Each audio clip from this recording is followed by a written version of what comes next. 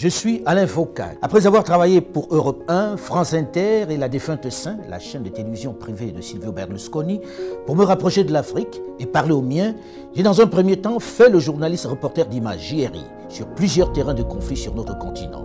Le Congo, la RDC, ex-Zaïre, la Somalie et le Rwanda.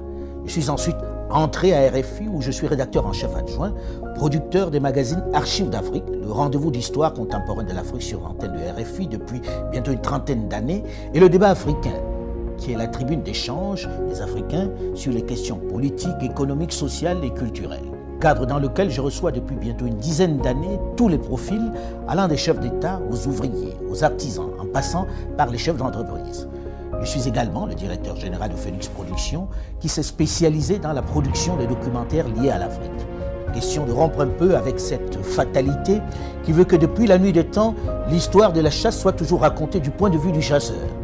Une dictature de la pensée qui a installé durablement chez nous, Africains, des complexes profonds, puisque nous ne nous voyons qu'à travers le regard de l'ancien maître. Ainsi, avec la littérature de Tarzan par exemple, nous avons accepté l'idée d'un blanc roi de notre jungle, qui était d'ailleurs le seul à parler le langage des animaux. Avec les prêtres et autres religieux, nous avons intégré que le diable est noir, que Dieu est blanc, le teint clair est meilleur, que nos religions étaient profanes et la manifestation du diable, et qu'il fallait s'en éloigner.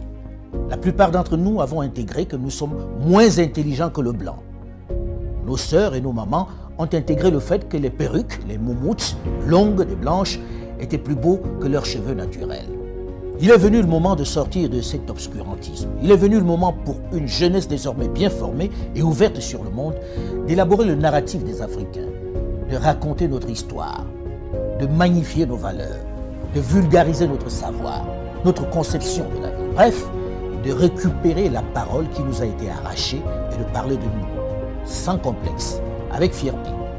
C'est pourquoi j'encourage les jeunes à produire autant qu'ils le peuvent, que ce soit dans la littérature, la culture ou dans le domaine de l'audiovisuel. Les programmes sur nos médias doivent ressembler à nous. Ils doivent refléter nos réalités. Nos feuilletons, nos films, nos jeux doivent ressembler à nous. Fini le mimétisme. Dans le même temps, mon travail à l'international m'a permis au fil de toutes ces années de me rendre à l'évidence à quel point notre continent, pourtant si riche en ressources humaines et minières, souffre d'un mal chronique, l'absence de leadership de qualité qui puisse impulser le développement.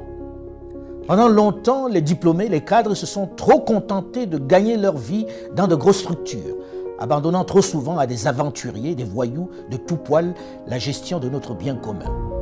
Des politiques sans vergogne qui se sont enrichis, plongeant nos pays dans l'abîme et le chaos. Il devient urgent pour cette jeunesse bien formée, avec de vrais rêves et de réels potentiels, de s'engager en politique pour donner un cap à nos territoires. C'est eux qui doivent mettre un terme à cette pandémie qui fait plus de victimes que le paludisme, Ebola et le Covid-19. Il faut s'engager en masse en politique et travailler à changer les paradigmes. Il faut arrêter de laisser cette activité à des vieux essentiellement mus par la volonté de se maintenir aux affaires alors qu'ils n'ont aucun projet pour leur pays, alors que leur avenir est derrière eux. Une chose est certaine, et c'est triste de le dire, ma génération et celle de mes aînés ont échoué à développer l'Afrique. Mais vous, les plus jeunes, aurez moins d'excuses puisque vous avez les armes pour renverser la vapeur. La balle est dans votre camp.